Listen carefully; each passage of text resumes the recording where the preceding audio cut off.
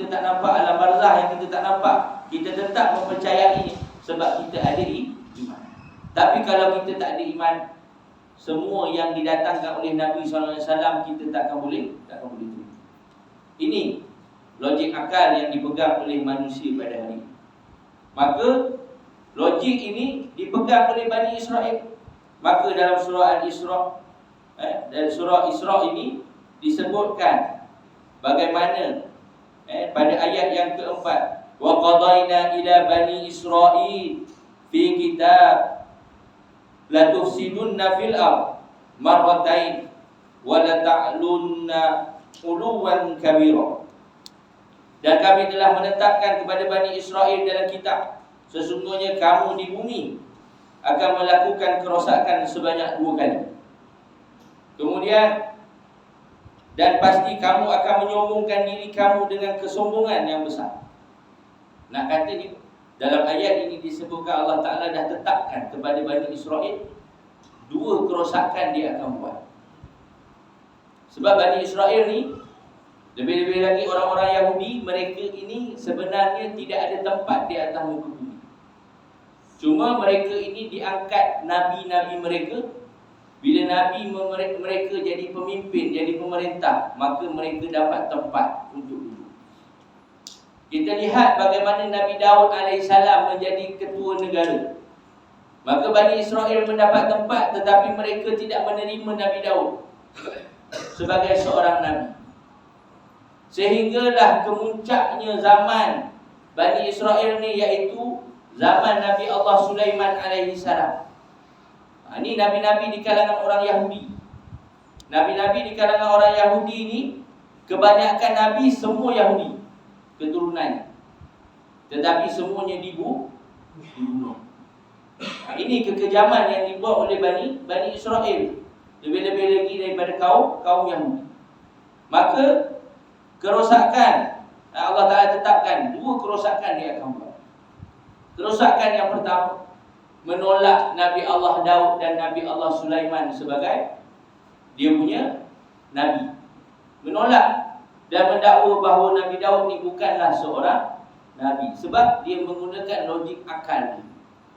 Sedangkan sebelum daripada ayat yang keempat ni, Allah Ta'ala bagi dah satu isyarat kepada Nabi Musa AS. Wa ataina Musal kitaba wa ja'alnahu hudan li bani Israil alla tattahizu min duni wakila. Allah Ta'ala kata, dan kami memberikan kepada Musa kitab Taurat, dan kami jadikannya petunjuk bagi Bani Israel. Bani Israel dapat kitab Taurat, macam kita hari ini dapat kitab Al-Quran. Untuk apa? Untuk menjadi hudan li Bani Israel, petunjuk kepada Bani Israel. Apa mesej petunjuk tersebut? Alla tattahizu min duni wakila. Jangan kamu mengambil pelindung selain daripada aku. Ini yang pertama. Iman itu mesti dengan aku. Tetapi Bani Israel menolak. Sikap dia menolak poin yang pertama. Tak nak ikut Islam, tak nak ikut syariat Allah Subhanahu Wa Ta'ala. Tak nak pegang apa yang Allah Ta'ala beri, tak nak pegang apa yang Nabi Musa beri. Maka sikap tersebut menjadi punca kepada kerosakan yang dia akan buat. Bila mana Nabi Allah Sulaiman wafat, maka Bani Israel berada dalam kesesatan. Maka Allah Ta'ala datangkan satu kerajaan yang lain, yang dipanggil sebagai kerajaan Babylon, yang terkenal dengan membuat bandar yang terapung. Ini kerajaan Babylon. Kerajaan Babylon ini mengambil semua Bani Israel dan orang-orang Yahudi. Ketika selepas mana habisnya zaman mereka, maka ditawan dan dijadikan sebagai hamba kepada kerajaan Babylon. Nampak? Allah Ta'ala tunjuk dah.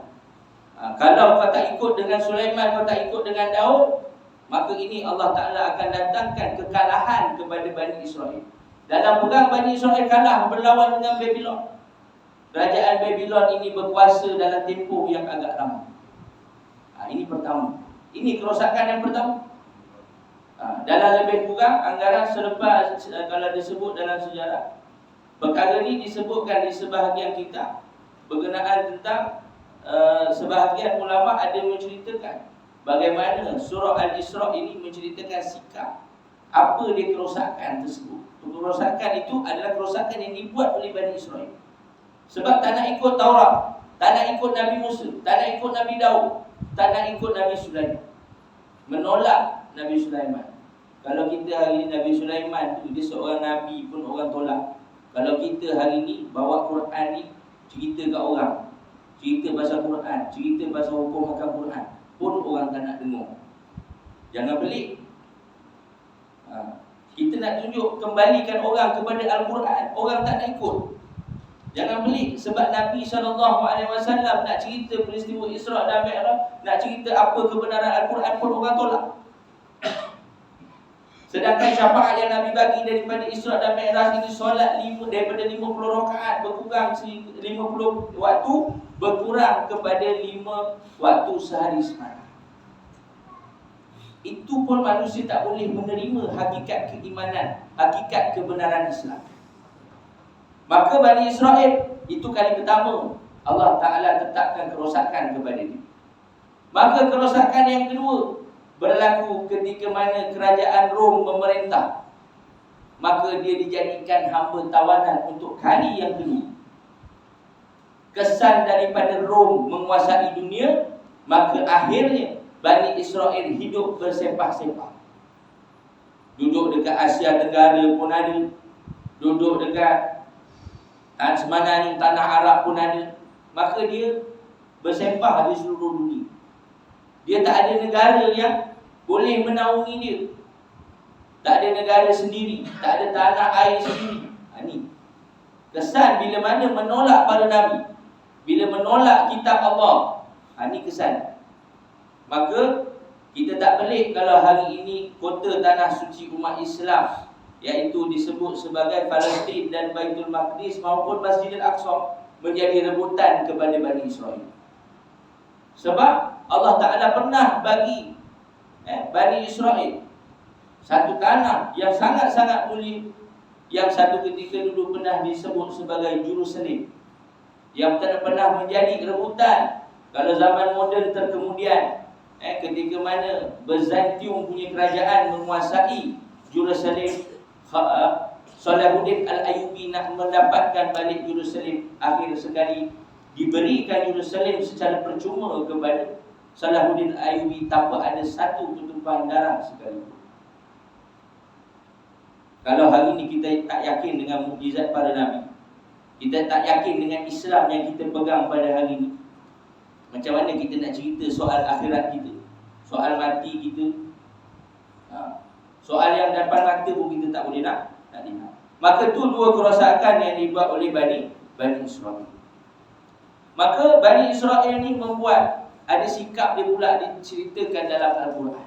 Yang pertama, sikap dia menolak iman yang diajar oleh Allah Subhanahu Wa Taala. Itu tadi, dia mencari pelindung selain daripada Allah. Yang kedua, sikap yang ada pada dia sombong dan melampaui batas. Sebagai contoh, hari ini kita lihat apa yang dibuat oleh Bani Israel terhadap kota tanah suci umat Islam. Dia dah membunuh orang Islam, dah bunuh orang beriman, akhir sekali dah bunuh, diviralkan pula pembunuhan tersebut. Ini perbuatan yang melampaui batas. Tidak ada hak, tidak halal darah orang beriman sebenarnya, sebab darah tersebut tidak ada nilai, tidak ternilai, tidak boleh dinilai dengan nilai benda yang paling mahal dekat atas bumi. Sebab tu Nabi jaga haram orang Islam membunuh orang Islam sendiri. Tak boleh. Sebab tak, nilai yang terlalu mahal, tidak boleh dikira. Maka sifat yang ketiga, sikap yang ada pada Bani Israel, mengingkari apa yang diberi oleh Allah Subhanahu Wa Taala. Tak nak ikut, lawan. Tu yang kalau kita lihat kisah Samiri ataupun lembu yang dianugerahkan, unta yang diberikan oleh Allah kepada Bani Israel.